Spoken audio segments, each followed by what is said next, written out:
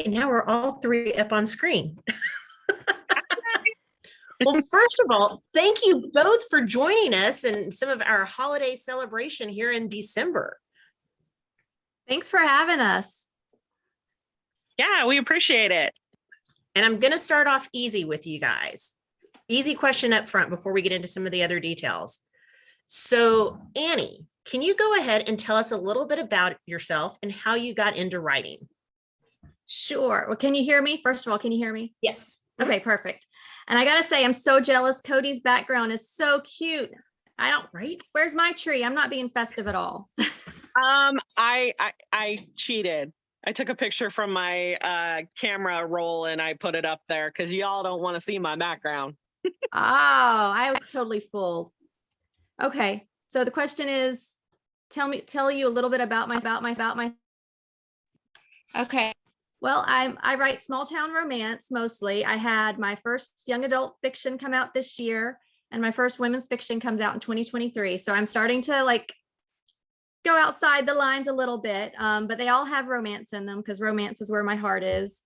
I live on the eastern side of North Carolina, which is beautiful. I'm about 45 minutes from the ocean and about 6 hours from the mountains. So the best of both worlds. In my day job, I'm an occupational therapist, so I work with kids in the day, and I write in the wee morning hours and at nighttime sometimes.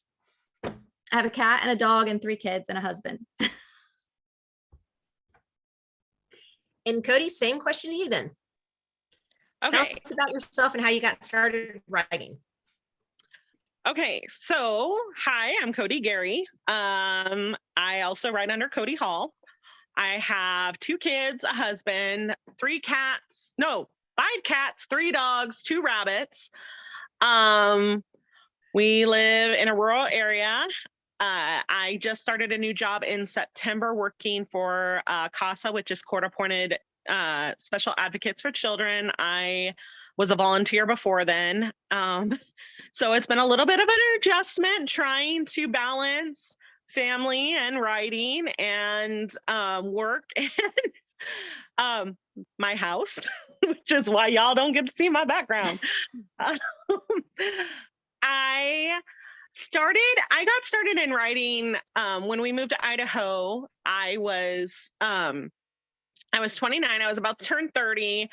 We moved 2 states away from everything we'd ever known. And I had 2 young children who were under 4 years of age and took lots of naps. So I finally sat down and decided I'm going to write my first novel before 30 because I've been wanting to do this since I was 11 and I haven't done it.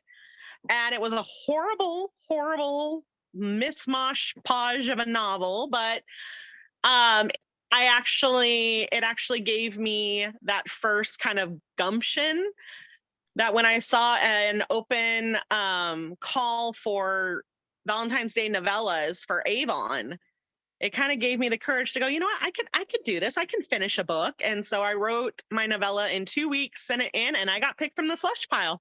So, yep. So that's how I got started. And here I am, 30 books in, and I love it.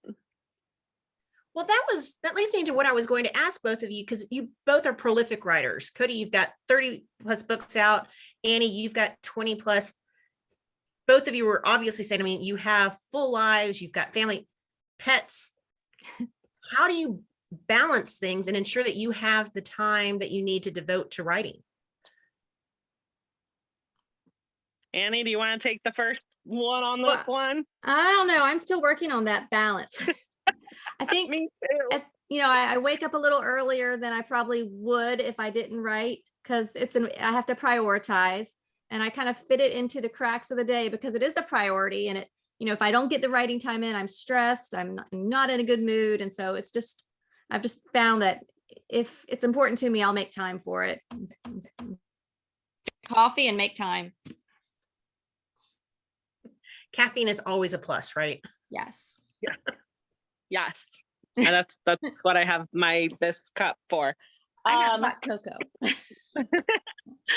I'm I'm going to be up late because since I actually started this job, it's been pretty much writing on the weekends when I can. By the time I get home and do kid things and then tuck-ins and everything like that, it's late and I'm tired. So since I started my job, it's been pretty much on the weekends. So we are I'm still trying to find the balance and I haven't found it yet. But I agree with Annie. If I don't get any writing in, I'm kind of cranky because I find writing to be cathartic. And do you each usually work on one book at a time? Because we know from other conversations, right, that there's usually the writing elements that are going on and then editing and rereads and promotion. There's always something that needs to happen. Yeah, I juggle. I feel like that would be ideal, but you're always writing one and then you get edits for the one that you wrote before that. And then like proofread pages that like you're doing like 3 books at a time sometimes. Mm-hmm. Yeah. And it's not, yeah, it is a constant like juggle. And I feel like all of the things in my hands are on fire sometimes. I feel like they're all on fire and we're just throwing them up and throwing them up and throwing them up and just trying to keep them not from falling or from not falling. Yeah, right now I am working on first draft and editing first draft for my next Cat Cafe book. So that's what I'm working on right now. And then after that, I go back to contract. So I don't have any other contracted books at this time. So I'm kind of I haven't hit my lull yet, but after this book is turned in and I have a little bit of a lull, I'm going to kind of like take a breath and read a few books and then jump into edits. And with both of these books being set at Christmas time, do you have other tricks? Because we know that you didn't just write them and immediately publish them in December. We know that. How do you get into the mood for Christmas when you're probably writing them when there's not an ornament in sight? You want to go, Cody? Okay, I'll go. So first off, so for this particular series, actually, I did write a Cat Cafe Christmas during the holiday season last year. So I was writing it. I turned in my first draft in October, and we ended up getting it all turned in for copy edits in January. So it took us a few months to kind of get it all squared away and beautiful, especially, my editor and I were both taking time off during the holidays to enjoy the holidays. So I didn't have as much of a lack of holiday spirit for that one. Whereas with my Mistletoe series that I write under Cody Hall, I had quite a bit of, because I was writing those in the spring and summer. So let's just say for the last 3 years, it's been Christmas music here all the time. Yeah. I've written five Christmas novels since 2019. So yeah, I've pretty much been breathing Christmas all year long. Yeah. I feel like I was already that way because Christmas songs are the only songs I know the words to. So I just naturally, I sing them all year long. So I'm just always, and then I don't put my stuff away. Like even when I came up here to do this interview, I was like, oh, there's my ornament that I haven't seen since last year. And I just don't put the stuff away because I don't have time or I didn't make the time. And it's Christmas all the time. Now, see, there are wonderful aspects of that, right? I mean, all the joys of Christmas and you're constantly in that spirit then. But with both of your stories, I mean, there are still things that your characters are having to overcome. Annie, I mean, with yours, it's coming back home after the death of her mother. And these are no spoilers. These are things that are in the synopsis. So people don't freak out if you haven't started reading them yet. And the second chance aspect of it. And Cody, I mean, both of your characters were facing betrayals really on their path. So, I mean, you've got to have that angst in the book also. So where are you pulling some of that from, and how critical is that then also in these feel good type stories? I don't know. For me, the angst is what draws me in the most. Like holidays always like a setting almost, and it's going on in the background. But like what gets me motivated to write the story is usually when I have that like nugget of angst and I get kind of excited about it. So that's like driving me, and like if it's a holiday story, it's going to be like part of the setting. I don't know if that explained it, but it seems to work. So for me, life is messy. And I know that most of us read romance to escape messy lives and realistic like things. But I mean, I've always written with my characters being realistic. I mean, I understand that lots of people who don't read romance are like, I just find them too unrealistic because they get their happily ever after and blah, blah, blah, and all this other stuff. And I'm like, well, you know what? Lots of people get a happily ever after. So I don't find it that unrealistic. And I find that I relate best to characters who are imperfect. And that's why my little catchphrase on my website is like, I like having imperfect characters I like helping imperfect characters find their happily ever afters because we all deserve it. It doesn't matter. Like, I mean, okay, there are some people like Jeffrey Dahmer who don't deserve a happily ever after, but I'm just saying, like, most of us are human. We make mistakes and we still deserve a happily ever after. Right. And perfect's boring. Like if you don't want to read about somebody with a perfect life because that's just not. It's not relatable. No, right. It's not. No, not at all. You want to be able to go through all of those ups and downs with the characters. No, yeah. Well, and especially, so just a little bit about my book, which, it's just about my character. For instance, I put a lot of myself in Kara, and she's plus size. She has anxiety and social anxiety and ADHD, and I have all of that. And it's when I sit there, like I just went to Christmas Con over the weekend, and it was like one day there were 6,000 people walking around me, and I'm there with other authors who, like, I've never met before, and my mind immediately goes to the dark place where I'm like, oh my gosh, nobody's gonna like me. Oh my gosh, I'm gonna be so hyper and so like keyed up that I'm just gonna annoy the crap out of everyone in here, and everybody's gonna walk away from me like, ugh, get that girl away from me. And it was so funny because my best friend was like, I talked to her on Saturday morning and I'm like, having my little like anxiety attack. And I don't say little, I mean, it's just like, it's a full blown emotional meltdown. I used to have them at conferences all the time. And she's like, gave me this whole speech, which of course made me cry when I had a full face of makeup on. And I'm sitting here going, stop it. So, I mean, I think it's really important for, especially like nowadays, to have like different characters. Like we don't have to have the perfect, like, 36, 24, 36. I think that's a great like size, but we don't need the perfect heroine and the perfect chiseled ab. I read a Tessa Bailey book where the hero had a beer belly, and I thought it was amazing. I'm like, yes. I'm like, I love me a dad bod. Give it to me.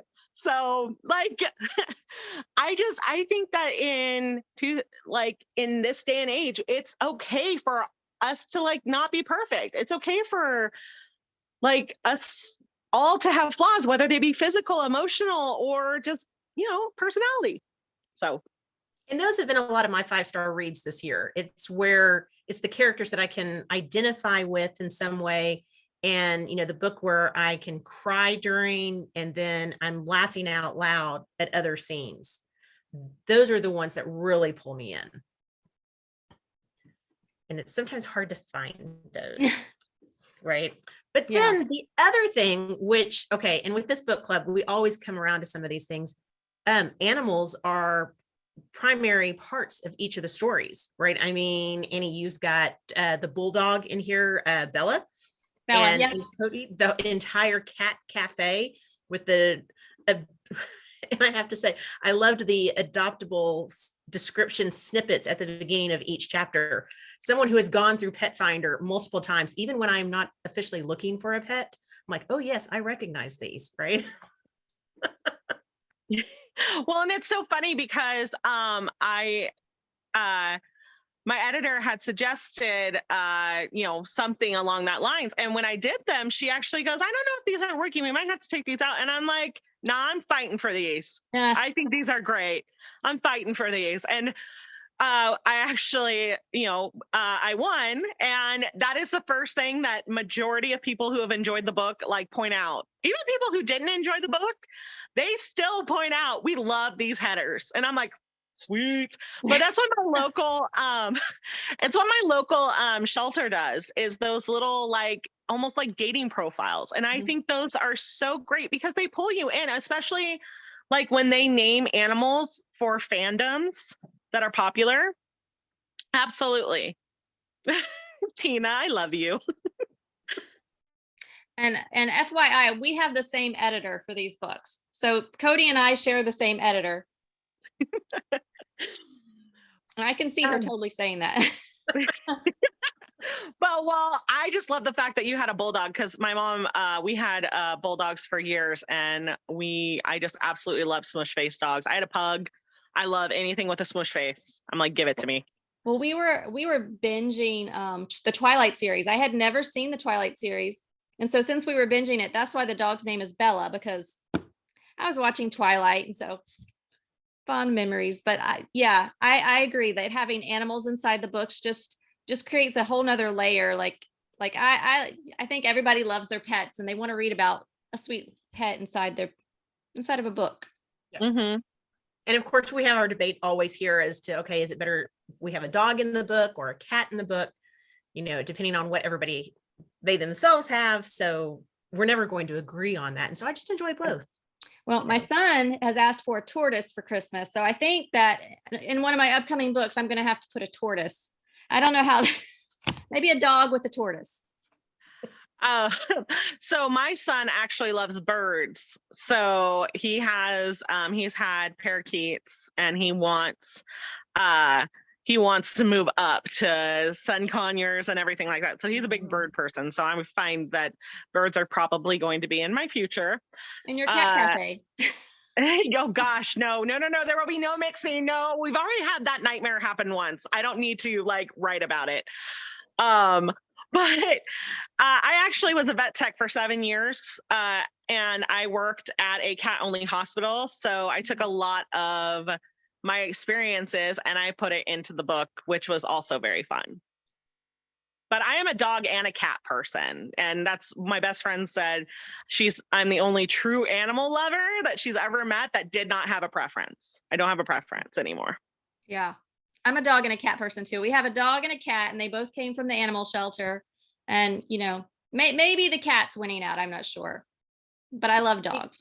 Currently, I have the cat, but I grew up with cats and dogs, plus parakeets, which we had trained so it would fly around, land on somebody, and then poop on their head.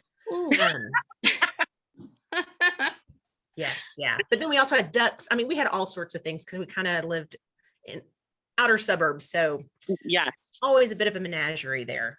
That's okay. Mm-hmm. Now, Codi, I am a little bit curious too, because you do write under Codi Hall with some other Christmas books. So why this one under Codi Gary as opposed to Hall, where you had kind of established a Christmas theme? So, so first of all, there is always issues when you have multiple publishers, as far as conflicts and scheduling goes. So the main reason why I did this one under Codi Gary is because with my other books under Audible and with Source Books, I didn't want there to be any kind of conflict where I couldn't release these books during the same season. Okay. So you'll notice I had a Cat Cafe Christmas and There's Something About Mary come out, and then Along Came Holly came out with Audible. So I had 3 Christmas books all in this fall. And it worked out really, really well. At least for me, I mean, I love them. But and the other thing is that if you've ever read my backlist, you'll notice that A Cat Cafe Christmas is a little bit sweeter. There's no naughty words. There's no naughty bits. So it's a little bit on the sweeter side of things. It's PG, or one chili pepper, maybe a half a chili pepper. But and so it kind of worked for Codi Gary to do it this way rather than my Cody Hall, which is really established as, spicy, naughty word Christmas books. So, whereas like the other Christmas book that I actually did indie, All I Want Is You This Christmas, which if you're a NSYNC fan, whoop, whoop, it has one naughty scene, but for the most part, it's a very sweet, emotional read. But I'd always put the spice. I'd always think of the spice through my books. So I was like, I didn't know what to do with this one. My editor actually, when I signed on with Forever, I didn't realize we hadn't discussed that. So when I turned in my first draft and we had all the things, she was like, oh no, we need to dial this back. And this needs to be a PG romance. And I'm like, which is why it took so long to do edits. And I'm like, I don't know how to do this. And so it took some practice, but I think we got it. I think we got it right. And I actually was really happy with how the book turned out. Well, I want to go ahead and switch over to our fresh fiction facts. These are meant to be quick questions with quick answers that come to the top of your head. And I'm going to spice it up a little bit with some holiday themed ones intermixed also. Okay. So since you both listen to Christmas music all the time, what is your favorite Christmas themed song? This year, I'm going to say this year is Feliz Navidad. Because my son likes to sing it and he'll actually sing it with me. And that's like, he's a teenager. He doesn't spend time with me, but he'll sing with me. So Feliz Navidad. Oh. I have a teenager too. I have two teenagers. I have a teenager and I have a preteen, a 12-year-old. So yes. So I actually love that Ariana Grande song, and I can't remember what the title is. I just know the song. So it's like, Santa, tell me you won't be there. Yeah. And okay. You know what I'm talking about, right? Okay, good. I don't want to sing anymore. I don't want to blow your eardrums out. Let's go. Who would you most want to be stuck in an elevator with? Like anybody in the whole world? Anybody. Living, dead, make believe, real. Oh.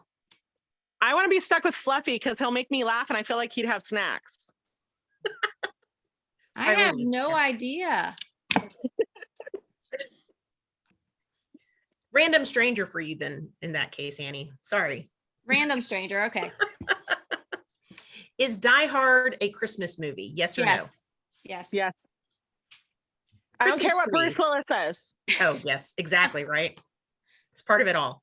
Christmas trees, should they be real, fake, flocked, or natural? I'm a fake. I struggle. So I prefer real. We've always had real, but the real ones got so expensive that we finally went fake this year and put in the investment on the very nice one at Hobby Lobby. And I do love it, but I love the smell of a real Christmas tree. So I like them natural and real. Yeah. What gift do you wish that Santa had given you as a child that you never got? Oh, Castle Grayskull. I wanted it so bad, and my mom just would not. I got My Little Pony barn house or something instead. Oh. I really wanted He-Man's Castle Grayskull. I used to love calico critters, and I always wanted them and I never got them. So when I had a daughter, I went a little nutty with calico critters, and like I saved money and was like buying them on eBay. Yeah, for half the cost and everything. And I made her this whole like calico critter house out of a bookcase one year. And yeah, she played with it for like 5 days. Colored Christmas lights or white Christmas lights? Mm, I like them both. I think colored. I like colored. Okay. Both don't seem enthused about that though. It's kind of like, So right now you can't see them, but my husband has colored lights on. We deck out our house. If you like, we deck our house out. So we have them on every bush, but the ones that are right outside my window are colored and they flash. So when I go to bed, I almost feel like I'm getting seasick looking at them, and I'm like, ugh. And our tree that we bought, it only came with white lights, and now I like look at it with all of our ornaments and everything. See it back here, and I'm like, it's pretty classy. I don't know. I kind of like the white lights. Yeah. I think it changes from day to day. Like one day it's colored, one day it's white. Like, I don't know. I don't really have a preference. Mm-hmm. do you open any presents Christmas Eve or do you wait for all of them Christmas morning? We do one, like even when I was a kid, we do one on Christmas Eve. Mm-hmm. Yeah, and it's usually pajamas. Aw. Yeah. What do you guys open? Just a random gift. Like, Just a random here, gift? open this one. Yeah. That's So cute, though. I like that. we make a night before Christmas present, and it usually is like pajamas and probably slippers or fuzzy socks, and then we have like a mug and hot chocolate and a movie and popcorn. Oh, So we do like a whole movie night thing night before Christmas, with pajamas and everything, and then that's kind of how we want to spend Christmas Eve. It doesn't always happen because I'm usually running around like a chicken with my head cut off when I don't have a job. And now I'm like, I have a job. Like, that's not like my author one. I could like be like, oh yeah, I'll do this later. We'll do this now. Now I'm like, sorry. What item do you each own a ridiculous amount of? cardigans. I have one in every color. Like, I am a cardigan queen. I love you because I love cardigans, and I would totally wear one in every color, but for some reason, like I struggle to keep them from getting holes. Yeah. I have every time I buy one and they're super soft and they're so comfy, and then all of a sudden hole. And I'm like, where are these coming from? Well, I blame my cat. I think it's my dryer. I think there is a monster in my dryer that puts holes in my cardigans. So for me, the ridiculous amount of this item that I have is probably lounge flies. Is what? Probably lounge fly like backpacks. I probably don't need as many as I have, but I'm kind of addicted. And they keep putting out new ones. And they're so cute. No judgment. There's no judgment on this, you know. Yeah, I'm a child. It's okay. I never liked purses. I was never the girly girl or anything. And then COVID happened, and it was like I would order like these huge orders from Ulta with all this makeup and skincare and everything. And now I'm like obsessed with skincare and all this. And then I discovered lounge flies, and I'm like, oh my gosh, I must have them all. Sorry. And to give you each a chance to answer our name game question from our pre-party, what is your favorite holiday treat? Hot cocoa. So for me, it's either eggnog or peppermint bark, because I have my dad's homemade eggnog recipe, and I love peppermint bark. It's like the one thing that you can count on for me to just like eat the whole bag. And if you try to take it from me, I will bite your hand. Well, with that, I'll take it as a warning. I won't bite your hand, but I'll bite my kids' hands, and most of the time I bite my husband's hand. Okay, you'll just slap us away. That's all, right? Yeah. No, I'll just look at you out of the corner of my eye like this. Oh, growl yes. at us. Side-eye judging. Yep. I'll give you the side eye. What do you think? Okay. But I'll share reluctantly. Well, in that case, what is the best way for our readers to keep up with you and know what is coming out next? Well, I'm on the Facebook, Insta, at Annie Raines Books. So it's just my name and books, Facebook and Insta. And then I have a website, www.annieraines.com. So pretty easy. So for me, I'm most active on Instagram and TikTok, and you can find me at author Codi Hall or Gary on TikTok and author Codi Gary Hall on Insta. And my website's codigarysbooks.com. And you can follow my newsletter. And usually if I have news for you, I put it in that newsletter. I did kind of fail this week. I was traveling on the 12th when Nick and Noel's Christmas playlist was $1.99, so I didn't get out a newsletter, but I did post it on my Insta. So bonus points for me. No, I'm just kidding. Well, I want to thank both of you guys for joining us on our special holiday editions of the Fresh Fiction Book Club, and appreciate you sticking around for a couple extra minutes for our after party with our readers. Can I ask Annie one thing before we leave? Of course. Sure. Annie, what are you working on now? Hold on, I got to think about it. Oh, I'm working on my next book for forever.